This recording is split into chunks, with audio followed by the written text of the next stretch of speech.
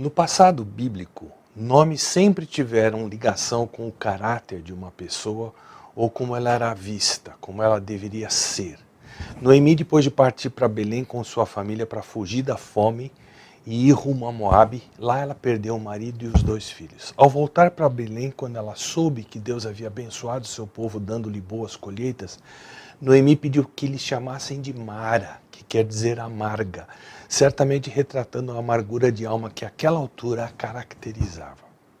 Como esse há outros nomes da Bíblia que marcam seus possuidores. Por exemplo, João quer dizer agraciado de Deus. Talita, com H, menina que renasceu. Gabriel, homem forte de Deus. Sara, com H, filha do rei. Davi, amado, predileto. Débora, mulher trabalhadora e esforçada. Daniel, Deus é meu juiz. Mas não apenas nomes possuem significados especiais na Bíblia. Apelidos geralmente demonstram características de pessoas e não é raro que elas venham a ser conhecidas mais pelo apelido que pelo nome. Barnabé é uma dessas pessoas. O nome dele era José. Mas a vida dele era tão exemplar que os apóstolos o chamavam de Barnabé, que significa filho do encorajamento. E a vida de Barnabé é para nós um testemunho vivo de como Deus se dispõe a usar aquele cuja motivação em glorificar a Deus passa pelo encorajamento dos outros, sejam irmãos da fé, sejam familiares, etc. Nesta mensagem, olhando para Barnabé, nós queremos considerar as atitudes que destacam um encorajador e como é importante que aprendamos essa característica que tem tudo a ver com amar o próximo como a si mesmo. A primeira vez que Barnabé é mencionado no livro de Atos, essa menção dele não o apresenta como um encorajador, mas fornece o segredo por trás de seu ministério. Atos 4,37 diz que ele vendeu um campo que possuía, trouxe o dinheiro e o colocou aos pés dos apóstolos. Essa atitude é partilhada como um exemplo do partilhar comunitário radical que era praticado pelos primeiros cristãos. E a marca desse partilhar, conforme o versículo 32, é que ninguém considerava unicamente sua coisa alguma que possuísse, mas compartilhavam tudo que tinham. Barnabé havia aprendido a não apegar-se às coisas que ele, por direito, poderia considerar como suas. Ele havia crucificado o seu direito a privilégios pessoais. E essa qualidade viria a desempenhar um papel muito importante no sucesso de Barnabé como um estimulador de futuros líderes. É muito comum, infelizmente, em qualquer espécie de liderança, fomentar-se uma atitude de massagear o próprio ego. Seja no campo que for, política, família, até na igreja. O poder decorrente da liderança pode acabar resultando num líder exigir o que bem entende abertamente ou usando os outros para isso. Infelizmente, todos conhecemos muitos exemplos de líderes que não crucificaram seu eu. Aliás, tais líderes são pura e simplesmente egoístas, não visando o bem dos seus liderados onde quer que estejam ou atuem. E líderes egoístas não são bons estimuladores de futuros líderes. São pessoas tão preocupadas apenas e tão somente em proteger sua posição, seu cargo. São pessoas que não têm tempo para investir em outros e frequentemente sufocam o desenvolvimento de outros líderes. A próxima menção que Atos faz de Barnabé é quando os crentes de Jerusalém estavam com medo de acolher Saulo como discípulo. Atos 9:26 diz assim: quando Saulo chegou em Jerusalém, tentou reunir-se com os discípulos, mas todos estavam com medo dele, não acreditando que fosse realmente um discípulo. Eles acharam que ele fosse um agente infiltrado. Imagine só o desespero de Saulo àquela altura. Jerusalém era justamente onde ele havia sobressaído como aluno de Gamaliel, o mais proeminente dos mestres da lei, e estava em franca ascensão na escada social, da comunidade judaica. Mas ao voltar à cena de suas façanhas pré-cristãs, Saulo certamente havia esperado a hostilidade de seus ex-colegas de sinédrio, mas jamais a suspeita dos cristãos. É comum novos crentes em Cristo passarem por grandes desapontamentos com crentes já velhos de igreja, que se recusam a recebê-los bem na família de Deus. Isso pode ser por medo de sombra, alguém que chega exibindo um potencial de futuro líder, de um pregador que vai progredir e fazer os já existentes parecerem já não tão bons. E se for um pastor cujo coração é voltado para as ovelhas, poderá fazer os demais líderes, não tão pastorais assim, sentirem que já não estão saindo tão bem na foto diante da sua congregação. Via de regra, esse sentimento de ciúme vem do orgulho de quem ainda não internalizou para valer de que nenhum de nós tem méritos diante de Deus. Principalmente por ficha corrida de serviços prestados numa igreja. Mas felizmente Deus tem seus Barnabés por aí, em muitas igrejas. Aqueles crentes que encostam nos novos convertidos porque creem na obra de Deus na vida dessas pessoas. São crentes encorajadores, que querem ver a obra de Deus indo adiante, além de sua própria capacidade. Mas reparem que Barnabé assumiu um risco e tanto ao apresentar Saulo ao círculo mais interior da liderança da igreja em Jerusalém. E se Saulo fosse um agente infiltrado?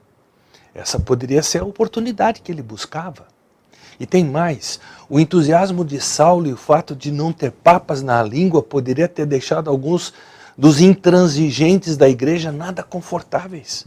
Esse é um risco que se assume ao se abraçar um ministério de encorajamento.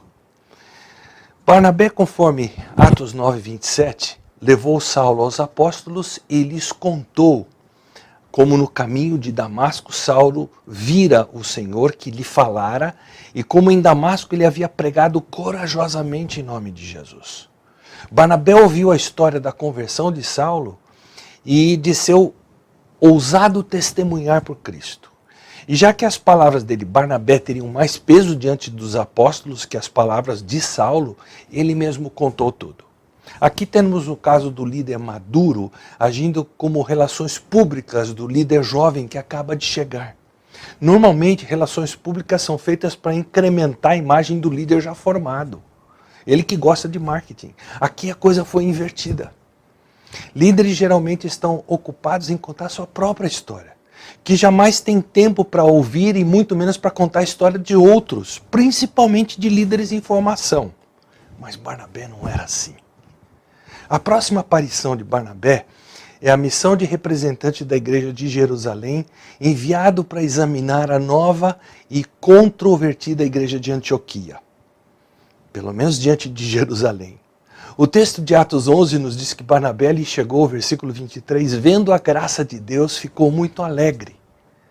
É muito provável que nessa nova igreja ela deixava muito a desejar, ela carecia de liturgia, talvez não seguisse todos os costumes da igreja de Jerusalém, mas Barnabé focou sua atenção na graça de Deus que ele viu atuando naquele local. Pessoas que são movidas pelo encorajamento frequentemente se alegram com bastante facilidade ao verem evidência da graça de Deus na vida de outros. Quando outro tipo de pessoas olha para uma nova obra, uma nova igreja geralmente compara com a sua própria e é pródiga em encontrar imperfeições e deficiências. Aí focam a atenção nessas deficiências e começam a se tornar críticas do trabalho que está sendo feito naquela nova igreja, naquela nova localidade. E ao fazerem isso, acabam se alienando dos mais jovens e perdem o direito e a oportunidade que Deus está dando para que eles influenciem líderes mais jovens rumo à maturidade. Muitos jovens cristãos zelosos já passaram pela dolorosa experiência de entrar em igrejas e ali procurarem servir a Deus, mas o que encontraram foram líderes que ignoraram o zelo sincero desses jovens e concentraram sua atenção apenas e tão somente na falta de prática, falta de experiência, talvez falta de tato, quem sabe até numa ou outra falta de sabedoria ao servirem ao Senhor. E não é incomum a atitude crítica de líderes mais experimentados acabar sufocando tanto potencial existente na vida de jovens que, desanimados, acabam desistindo de tentar servir ao Senhor naquela igreja ou em qualquer outra. E a igreja aí passa a ser para esses futuros líderes sufocados uma coisa chata, sinônimo de uma política impenetrável por quem quer que sinceramente se vê ao Senhor. Mas Barnabé não se limitou a ficar alegre com o que ele viu entre os cristãos de Antioquia. Ele também os animou a permanecerem fiéis ao Senhor de todo o coração, diz Atos 11, 23. A alegria do mensageiro enviado pela igreja de Jerusalém já seria em si uma grande fonte de estímulo aos cristãos de Antioquia. Mas pessoas encorajadoras, elas desempenham um papel ativo no liderar os outros rumo à maturidade. Enquanto líderes egoístas teriam se concentrado nas vicissitudes daquela nova igreja, Barnabé instou com eles que perseverassem no seu compromisso de fidelidade completa a Jesus. Novos convertidos que estão vibrando com a sua nova fé, esses podem esfriar em seu compromisso, uma vez que aquele entusiasmo primeiro da nova vida passa e as dificuldades e os desânimos se abatem sobre eles. É nesse momento que surge o encorajador para estimulá-los a perseverarem. E a igreja de Antioquia, de fato, perseverou. O crescimento não parou, porque o versículo 24 nos diz que muitas pessoas foram acrescentadas ao Senhor naquele lugar, depois que Barnabé ali chegou. Mas não demorou muito para Barnabé perceber que ele precisava de ajuda. O que ele faz? Ele viaja para Tarso, uma viagem que levaria vários dias, e ele trouxe consigo a Saulo, conforme nós lemos nos versículos 25 e 26. Então Barnabé foi a Tarso procurar Saulo e quando o encontrou, levou-o para Antioquia. Assim, durante um ano inteiro, Barnabé e Saulo se reuniram com a igreja e ensinaram a muitos. Em Antioquia, os discípulos foram pela primeira vez chamados cristãos. Saulo era uma pessoa tão dotada, tão capaz, que ao fazer isso, Barnabé estava pondo em risco seu status de líder proeminente em Antioquia. Mas para os verdadeiros encorajadores, não é mistério nem ameaça enxergarem que há outros que fazem certas coisas melhores do que eles. Eles não procuram proteger o seu rebanho do ministério de outros líderes capacitados. Não são pessoas que se colocam na defensiva, sempre tentando provar para os outros que são capazes. Encorajadores, na realidade, estão sempre tentando promover a capacidade, a habilidade de outros líderes. Alguns líderes estão tão dispostos a terem ao seu lado jovens inexperientes, mas se sentem ameaçados diante de colegas capazes. Barnabé foi buscar um companheiro que provavelmente a essa altura já era mais capaz que ele. Barnabé e Saulo tiveram um frutífero ministério conjunto em Antioquia. Aí foram juntos numa viagem de socorro a Jerusalém, versículo 30, retornando a Antioquia com o primo de Barnabé chamado João Marcos, conforme o versículo 25 do capítulo 12. Tendo terminado a sua missão, Barnabé e Saulo voltaram de Jerusalém, levando consigo João, também chamado Marcos.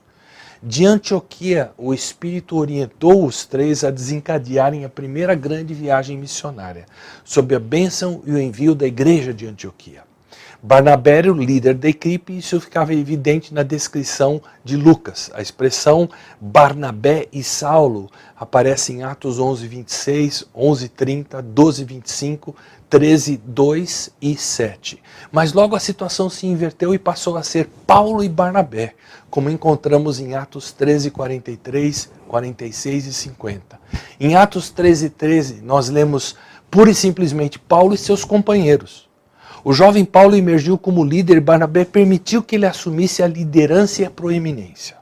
Pessoas encorajadoras estarão sempre dispostas a alegremente ceder a liderança àqueles que elas estão encorajando, quando fica claro que essas são mais indicadas para exercer tal liderança. E fazer isso não é fácil.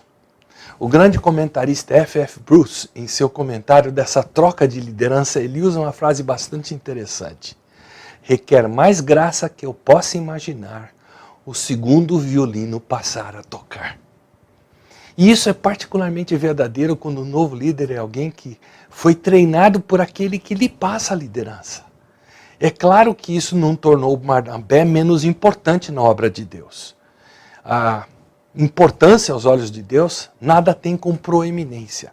Proeminência é um fator ligado à dotação e como as pessoas têm a tendência de valorizar quem parece mais capaz, mais eloquente. Mas Deus não atenta para a dotação como valor final, Ele atenta para o coração. Durante essa viagem missionária, o espírito tão generoso de Barnabé sofre um abalo quando Marcos resolveu abandonar a equipe e voltar para casa. Em Atos 13:13 nós lemos: de Pafos, Paulo e seus companheiros navegaram para Perge, na Panfilha. João, que é João Marcos, os deixou ali e voltou para Jerusalém.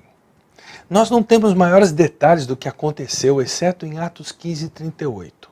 Mas Paulo não achava prudente levá-lo, pois ele, se referindo a João Marcos, abandonou-os na Panfilha e não permanecera com eles no trabalho. Eu já mencionei que encorajadores são pessoas que facilmente se alegram, mas eles facilmente ficam tristes também. É porque nem todos em quem essas pessoas colocam suas esperanças conseguem satisfazer suas expectativas. A humilhação, o desapontamento e a dor que isso traz por vezes leva esses líderes a quererem chutar o pau da barraca, em termos desse ministério de aconselhamento, de encorajamento. O coração generoso deles pode então acabar tomado por cinismo e por desconfiança que acaba desqualificando essa pessoa para o tal ministério de encorajamento. Em momentos assim existe a tendência nesses encorajadores de se esquecerem o quão paciente Deus é com cada um de nós. Mas esse não foi o caso de Barnabé. A visão da graça de Deus em pleno funcionamento venceu o desapontamento gerado por Marcos e Barnabé conseguiu enxergar Marcos pela ótica da esperança. Ele permaneceu compromissado com o jovem desertor. Ele insistiu que Marcos voltasse a ser junto com a equipe missionária na viagem seguinte. E isso demonstra outra qualidade do verdadeiro encorajador. Ele enxerga além das mazelas e dos fracassos momentâneos, com olhos que contemplam, digamos assim, a esperança de ver a graça de Deus agindo plenamente e transformando a vida daquele que ainda está em pleno processo de amadurecimento. Ele enxerga o potencial futuro. Ele não fixa os olhos no problema do presente. Mas entremeado com essa experiência estava o compromisso de alto preço com Marcos. Paulo não queria levá-lo. Barnabé insistiu que ele fosse. Atos 15, 39 e 40 diz para nós que tiveram um desentendimento tão sério que se separaram. Paulo e Barnabé. Barnabé, levando consigo Marcos, navegou para Chipre. Mas Paulo escolheu Silas e partiu encomendados pelos irmãos à graça do Senhor.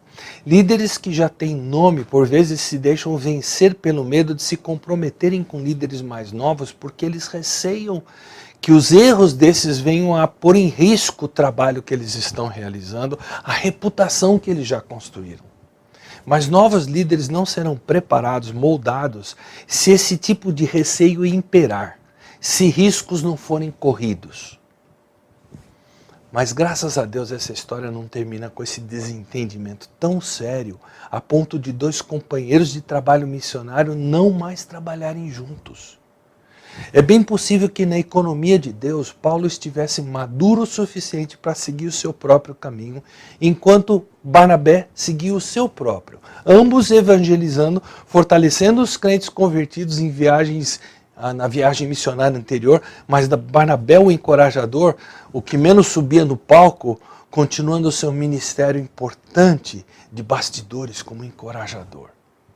Se Paulo não precisava mais de Barnabé, Marcos certamente precisava. E Deus usou aquele desentendimento de ambos para que Barnabé se concentrasse em Marcos. O jovem líder que carecia de maturidade, carecia de um discipulador, carecia de um encorajador.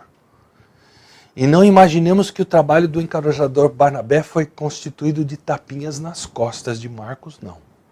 Barnabé foi um encorajador no sentido bíblico, talvez mais definido por Provérbios 27, 5 e 6 a primeira parte. Melhor é a repreensão feita abertamente do que o amor oculto. Quem fere por amor mostra lealdade. Enquanto o próprio ato de levá-lo consigo falou alto o suficiente para Marcos conhecer o compromisso de alto custo assumido com ele, certamente houve momentos de conversa franca, de revisão de decisões precipitadas, decisões irresponsáveis tomadas por Marcos, mas num clima permeado por encorajamento. E como é que nós concluímos isso? Pelo que a própria Bíblia relata. O efeito que isso gerou. Um homem restaurado, servo de Deus. Vamos olhar para os textos em ordem cronológica para atestar isso. Primeiramente, o nosso ponto de partida é a separação entre Paulo e Barnabé por causa de Marcos. Isso aconteceu por volta do ano 49 de nossa era. Já por volta de 60 a 62, ou seja, uns 11 a 13 anos depois desse desentendimento de Paulo com Barnabé, assume responsabilidade por Marcos e nós lemos que Paulo escreve sobre Marcos em duas cartas diferentes. Filemão, versículos 23 e 24 dizem: Epáfras, meu companheiro de prisão por causa de Cristo Jesus, envia-lhe saudações, assim como também Marcos, Aristarco, Demas e Lucas, meus cooperadores. Depois Colossenses 4,10. Aristarco, meu companheiro de prisão, envia-lhe saudações, bem como Marcos, primo de Barnabé. Vocês receberão instruções a respeito de Marcos se ele for visitá-los. Recebam-no. Reparem nos dois versículos. Marcos, Aristarco, Demas e Lucas, meus companheiros. Meus cooperadores, diz o texto. Marcos é meu cooperador. Cooperador é o quê? Alguém que trabalha em prol de um objetivo. E para os colossenses, parece pelo versículo que os crentes da igreja de Colossos sabiam da escorregada anterior de Marcos e de como isso havia causado divisão da equipe missionária. O que Paulo diz? Vocês receberam instruções a respeito de Marcos se ele for visitá-los. Recebam-no. Gente, o homem está recuperado. Ele é sério. Deem uma acolhida a ele à altura. Certamente o trabalho de Barnabé teve fruto, mas outros dois textos comprovam isso. Por volta de 64 a 65 de nossa era, dos anos 64 e 65, Pedro escreve sua primeira carta. Pedro, ao encerrar a carta, diz assim: aquela que está na Babilônia, também eleita, envia-lhe saudações. E também Marcos, meu filho. Aquela que está em Babilônia refere-se à igreja em Roma, igreja a quem Paulo escreveu a carta aos romanos. Mas Pedro envia as saudações de Marcos, meu filho. Marcos era aparentemente filho na fé de Pedro. Filho de Pedro quanto à conversão, mas filho de Barnabé quanto ao investimento de discipulado. Já no ano 67, já perto da sua morte, Paulo escreve sua última epístola, 2 Timóteo. No capítulo 4, versículo 11, ele está dando instruções finais ao pastor Timóteo. E ele diz assim: só Lucas está comigo, traga Marcos com você, porque ele me é útil para o ministério. Ninguém menos do que Paulo, que havia resistido à conduta de deserção de Marcos, agora 18 anos depois, confirma que o investimento de Barnabé foi um sucesso. Traga Marcos com você porque ele me é útil para o ministério. E reparem num detalhe importante. Marcos foi recuperado por um encorajador, numa operação, num compromisso de alto custo. Mas ouça o que Paulo diz um pouquinho antes. 2 Timóteo 4, 9 e 10. Procure vir logo ao meu encontro, pois Demas, amando este mundo, abandonou-me e foi para Tessalônica. Demas havia sido chamado de cooperador em Filemão, carta escrita uns 5 a 7 anos antes, na mesma categoria que Marcos havia sido colocado. Alguém que trabalha em prol de um objetivo. Mas agora Paulo diz: Demas me abandonou, amou este mundo. De acordo com Tiago 4,4 e 1 João 2,15 e 17, amar o mundo, ou seja, o sistema de pensar, os ídolos, a busca de primazia, etc., que o mundo constantemente, com isso acena para nós, essas coisas foram um atrativo irresistível para Demas e ele preferiu isso a continuar fiel a Jesus. Será que isso não aconteceria também com Marcos se Barnabé não grudasse nele? Eu preciso concluir.